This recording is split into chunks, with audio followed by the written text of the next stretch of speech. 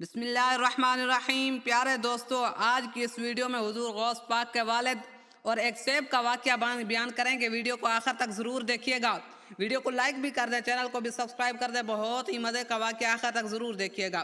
تاریخ کی معتبر کتابوں میں بتایا جاتا ہے کہ ایک دن آفتاب غروب ہو چکا تھا، چاند کی روشنی پورے طور پر زمین کے اوپر پھیل گئی تھی۔ ایک نوجوان نہ جانے کس عالم میں دریائے دجلہ کے کنارے بیٹھا ہوا تھا کہ اچانک چاند کی چاندنی میں دریا کی لہروں میں بہتا ہوا ایک شاداب سیب نظر آیا۔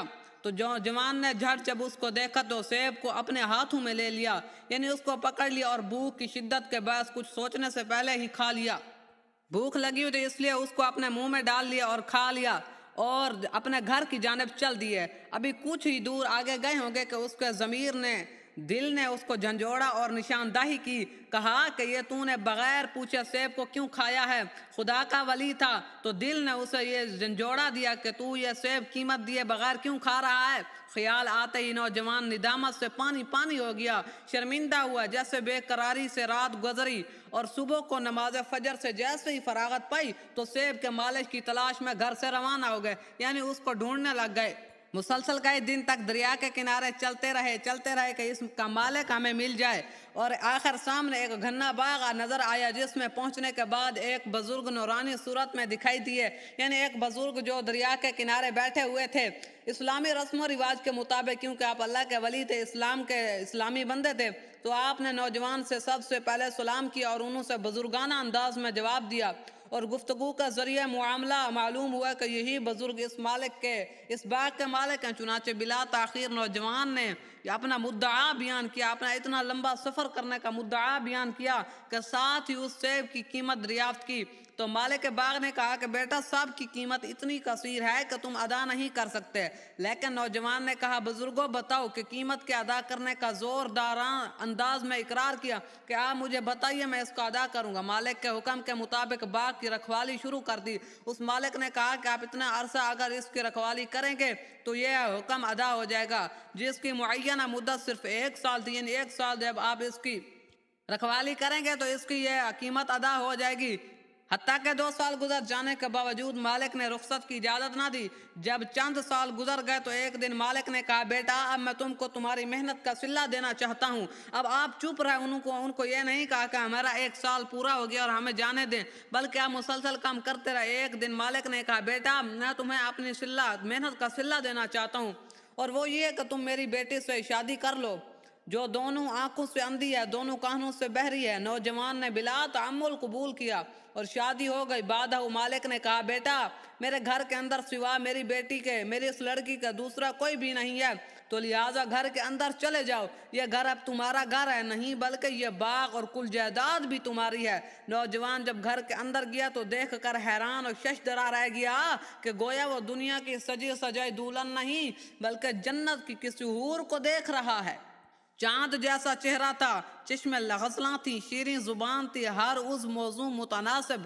مالک کے بیان اور حقیقت حال میں زبردست فرق پایا۔ انہوں نے کہا کہ اندھی بھی ہوگی، لولو بھی ہوگی، لیکن یہ سب اس کے خلاف تھا، یعنی وہ تندرست تھی۔ تو دوسرے دن مالک سے سوال کیا کہ آپ نے اپنی لڑکی کا جو حلیہ بتایا تھا نا، اور گھر کے اندر میں نے جس مجسمہ حسن و جمال کو دیکھا تھا، اس میں تو بڑا ہی فرق ہے۔ مالک نے نرم و شیریں لہجے میں جواب دیا، بیٹے، میں نے جو کچھ کہا اور تم نے جو کچھ دیکھا، دونوں ہی سچ ہیں، اور حقیقت یہ ہے، اصل اس میں بات یہ ہے کہ اس لڑکی نے کبھی اپنی زبان سے خلاف شریعت کوئی بات نہیں کہی، اس لیے وہ گونگی ہے، اور اپنے کانوں سے کوئی فحش بات نہ سنی، اس لیے وہ بہری ہے، اور کبھی اپنی آنکھ سے کسی غیر محرم کو نہ دیکھا، اس لیے وہ اندھی ہے، اور اپنے ہاتھوں سے کبھی کوئی غلط کام نہ کیا تو اس لیے وہ لولی ہے، کبھی جانب معصیت اپنے پیروں سے چل کر نہ گئی تو اس لیے وہ لنگڑی بھی ہے۔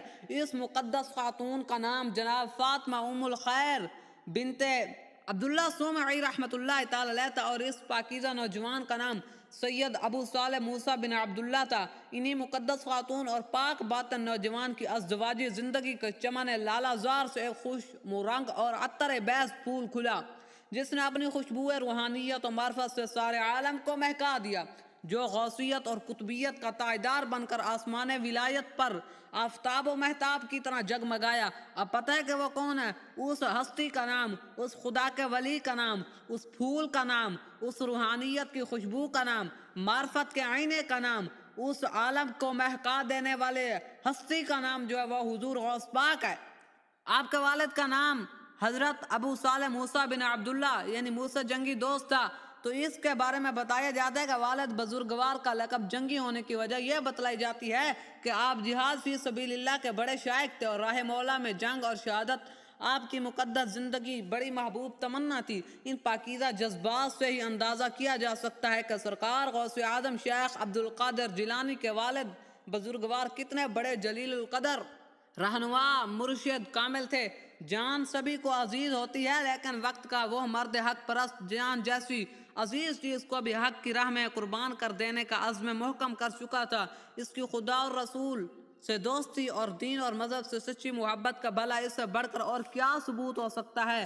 جہاں ایک طرف سرکار غوث اعظم کے والد بزرگوار خاصان خدا میں سے تھے، وہیں آپ کی والدہ مائدہ کے وقت کی انتہائی پاک سیرت خاتون اور تقوی و طہارت کے بے نظیر مجسمہ تھی، جن کا نام فاطمہ اور کنیت ام الخیر تھا۔ یہ نام ہی اس بات کی شہادت دے رہا ہے کہ آپ تمامی اقسام خیر کی مکمل تفسیر تھیں، اور بھلا کیوں کرنا ہوتی جبکہ انہوں نے اپنے والد گرامی حضرت عبداللہ سومی جیسے زاہد وقت سے فضائل، محاسن، فیوز و برکات کی گرامایا دولت کے حصول میں پورے حوصلہ سے کام لیا۔ بات سنیے گا، جو ایک طرف اگر رئیسان جیلان میں شمار کیے جاتے ہیں تو دوسری جانب ان کے علم و فضل سے زہد اور تقوی، فیض ظاہری و باطنی کے جیلان کے ہر نگر، ہر شہر میں دھوم مچی تھی۔ ایسے با فیض، با کمال، باب جامع فضائل، محاسن اور خدا رسیدہ ماں سے پیدا ہو کر ان کے آغوش کرامت اور رحمت میں پرورش پانے کے بعد وہ انہوں نے حال روحانیت کا کتنا ہونہار اور طریقت کا کتنا بڑا تاجدار ہوگا، جس کی جملہ سعادتیں کسی سے اندر بے نہیں ہے، اور وہی جس کی پیشانی سے اس وقت بھی آثار ولایت ظاہر ہو رہے تھے جبکہ وہ گہوارہ طفولیت میں ہلکورے رہے تھے۔ بالائے سرش ز ہوش مندے میں طاف ستارہ بلندے، اللہ تعالیٰ جسے عزت دے اور اللہ تعالیٰ جسے ذلت دے۔ خدا کے بزرگوار، خدا کے رسیدہ لوگوں میں سے آپ کا نام بھی حضرت ابو موسیٰ جنگی دوست کا نام، اور آپ کے بیٹے حضرت شیخ عبدالقادر جیلانی حضور غوث پاک کا نام بھی آتا ہے۔ معتبر روایتوں کے ذریعہ پتہ چلتا ہے کہ حضور غوث اعظم یکم رمضان المبارک جمعہ کے دن 470 ہجری مطابق 1075 میں پیدا ہوئے۔